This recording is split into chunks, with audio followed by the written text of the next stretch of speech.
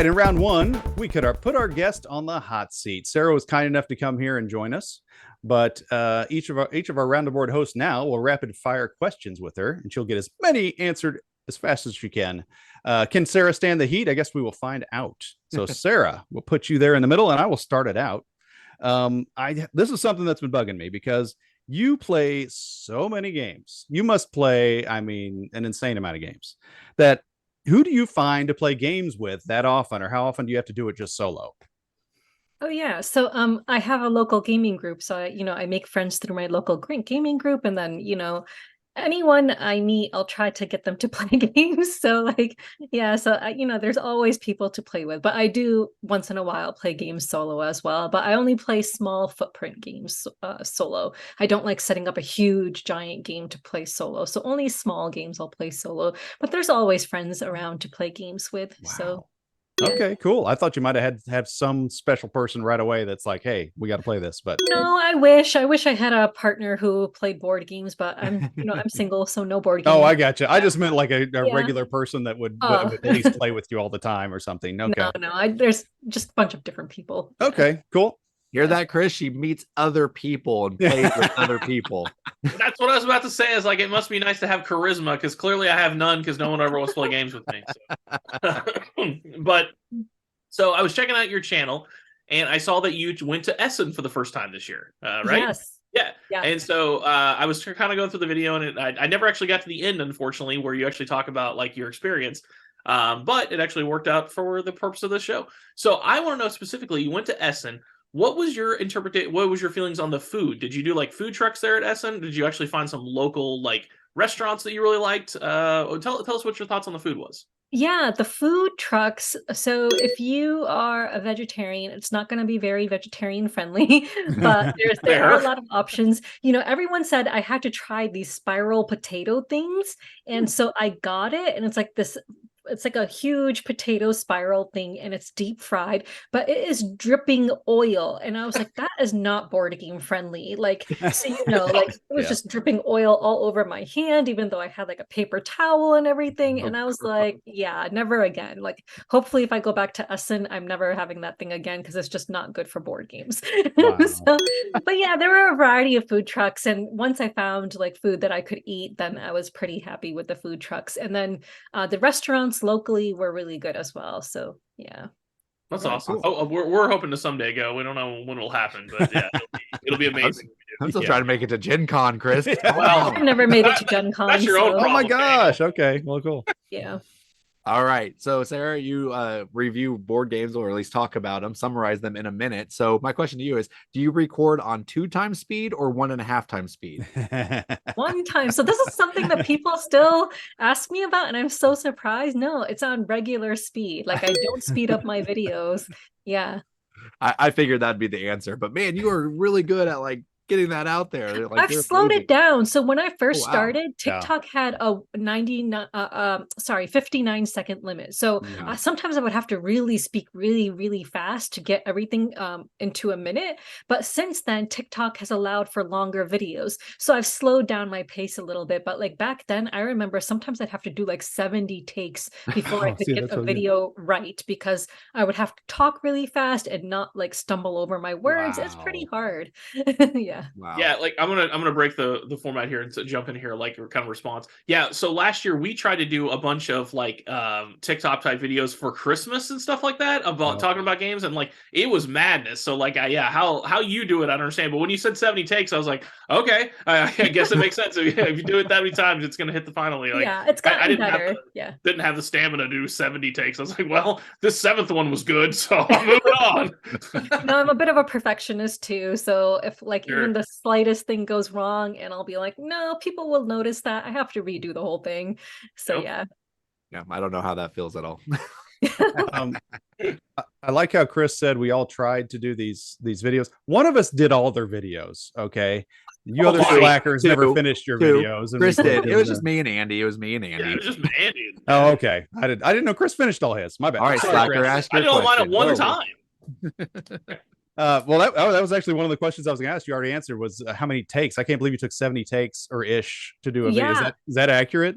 Yeah, I mean, it's gotten better now. Wow. Like over the years, I've gotten much more skilled at it. So now I can do like a really hard video, maybe in like 25 to 30 takes. So now I'm not like spending, now it's not taking me somewhere between 70 and 100 takes anymore, thank God. So now it's down to like around 25, 30 takes for a difficult one. So Yeah. what is the hardest one that you've had to do quickly?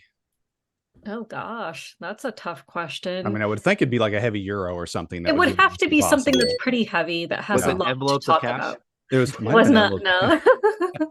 No, probably be like a heavier one. Like I think maybe something like maybe Weather Machine. I think, that was Oh, the only yeah. Vital Lacerda game I ever Wow. covered. Yeah, I could see that. But sometimes with the heavier ones, sometimes they actually end up being not as difficult because then I tend to give a more broader overview because like if a game is lighter, then I can actually fit more in where I actually talk about more about how it actually plays and like the actual sequence and the turns and stuff like that. So Yeah. actually sometimes if it's a much more difficult game, then it ends up being more of a broader overview. Okay. Than if it's a simpler game. You talk about it in terms of theme and stuff like that. And Yeah. one thing before I throw it to Chris, that's what always amazed me on your videos was you would have all these like cards set up, like you take 2 of these and then you have to take one of these and that goes on this and then like there's so many ways that can mess up. That's why I was like, oh my gosh, that's got to be so aggravating. You get through 8 of them and the 9th one you drop something. Oh, that happens all the time. I've had components go flying out of my hands. Oh, I bet. Yeah, I bet. That's incredible. All right, Chris, I'm sorry. It's good. So John earlier talked about how like you were an influence for her, or you were an influence for him for the purposes of the show. I was looking at her and okay. So yeah, you were an influence for the purposes of him for what he thought a podcast or a YouTube channel would be. What were your influences? Yeah, that's a funny question because I had no influences. So when before I became a content creator, I never consumed any board game content whatsoever. Oh, funny. So I was on TikTok, and at that time, no one was on TikTok, right? Because I'm kind of the person who started the whole TikTok trend. So before then, there was no one on TikTok. I never consumed like long form board game content because I didn't have the patience for it. Like I don't want to sit there and watch an hour-long video to learn about a board game. And at that time, TikTok was mostly videos about singing and dancing. So I thought to myself, how can I, make something about board games? And that's when I started making overview videos. So prior to me making videos, I wasn't consuming any content, and it's only after I became a content creator myself that when other content creators started taking notice of me, I was like, okay, I guess I better watch their content too. So that's when I started consuming board game content. Yeah, that's interesting. That's interesting. All right, so what game got you? What game gets credit for getting you into the hobby, or is there one? Catan, yeah. So that's what I played in law school, and that's when I, really just got into the hobby and just wanted to play it all the freaking time. So yeah, so Catan was my gateway game into the world of board gaming. Yeah. Cool. Same here, Sarah. Awesome. Well, we played games all the time growing up as kids. I mean, we always played, the traditional games, but then my sister one time got me into Catan, and I'm like, yeah. I don't count like Candyland and Monopoly. No. Right. Oh, like the games I played when I was a kid, I don't count those. Yeah, no, that doesn't count. That doesn't count exactly. Yeah. I think we got time for one more time around. Just real quick, you live in New York, correct? Yes. Have you lived anywhere else? Have you born and raised New York, or where all have you lived? Yeah, I was born and raised in New York, but I've also lived in Bloomington, Indiana. I've lived in Hartford, Connecticut, and then London, United Kingdom. Yeah. Oh, wow. Nice. World traveler. Cool. That's awesome. All right. So this one a little lighter of a question, but it's 2 parts, and this is very important to me. Very important. When you play, do you choose of the standard colors, red, yellow, blue, or green? And then when it's in the non-normal colors, orange, purple, black, or natural. Which one? Okay, so standard, I will definitely pick green, and then non-standard, if there's purple, always purple. Like, oh, nice! You're in the purple square, so awesome.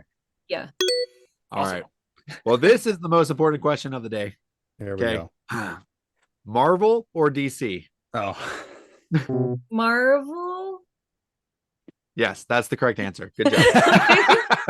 Unfortunately, that's where we're at. It used to be Marvel. No way around it was better than DC. Yeah, they it's like drug themselves through the mud recently where people are like, I guess Marvel by definition, but It's getting close. Well, thank you, Sarah, for being in the hot seat, and you took it very well. But those of you listening, if you had any questions for Sarah, please leave them in the comments down below. Maybe she'll see it. Maybe she'll answer. Probably not. Yeah, for sure. But hey, maybe we'll answer. All right. So, We'll answer for. I like how you just totally volunteered her to like follow this episode. Yes, she's going to be doing that for sure.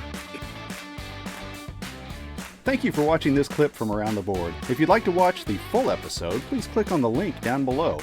Around the Board is essentially a game show featuring 4 board game enthusiasts that discuss board game topics and news in a competitive format. Whoever wins gets to talk about whatever he wants at the end of the show. So please join us, won't you, Around the Board.